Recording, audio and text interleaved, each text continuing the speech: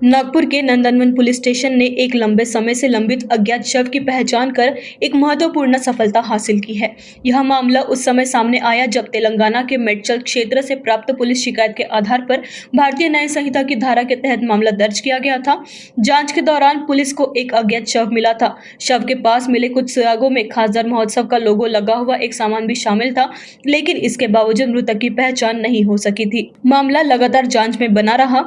Nandanvan police ने हार नहीं मानी और विभिन्न जिलों तथा पुलिस थानों में दर्ज गुमशुदगी की शिकायतों का बारीकी से मिलान शुरू किया। इसी दौरान जांच टीम को वाठोड़ा पुलिस स्टेशन में भारत नामक युवक की गुमशुदगी दर्ज होने की जानकारी मिली।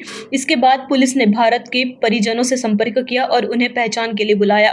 मृतक के पिता सहित परिवार के अन्य सदस्यों ने शव की पहचान भारत के रूप में की। इस तरह करीब 1.5 साल से अज्ञात पड़े शव की पहचान आखिरकार संभव हो सकी। पूरी जांच के दौरान सीसीटीवी फुटेज, तकनीकी साक्ष्य और डिजिटल ट्रैकिंग ने अहम भूमिका निभाई। विशेष रूप से महिला पुलिस अधिकारियों ने लगातार फुटेज का विश्लेषण किया, विभिन्न सुरागों को जोड़ा और हर पहलू की गहन जांच की। उनकी मेहनत और सतर्कता के चलते इस चुनौतीपूर्ण मामले का सफलतापूर्वक खुलासा हो सका। नंदनवन पुलिस की इस सफलता को एक उत्कृष्ट जांच का उदाहरण माना जा रहा है, जिसने यह साबित किया कि आधुनिक तकनीक और लगातार प्रयासों से वर्षों पुराने मामलों की भी गुत्थी सुलझाई जा सकती है।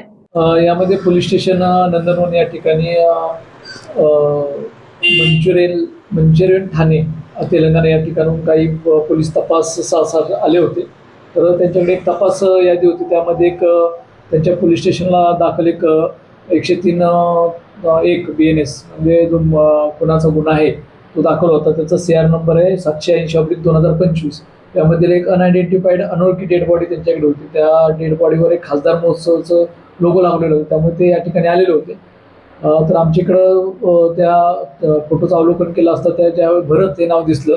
तर ते भरत हे नाव जे आहे ते आम्ही CCTVमध्ये सर्च केलं, तर त्यामध्ये भरत नावाची वाठोडा या ठिकाणी एक मिसिंग दाखल होती। मग ती मिसिंग जी आहे ती मिसिंग च्या वडिलांना आम्ही या ठिकाणी बोलून घेतलं आणि त्यांना हे पूर्ण दाखवलं, त्यांनी ओळखलं।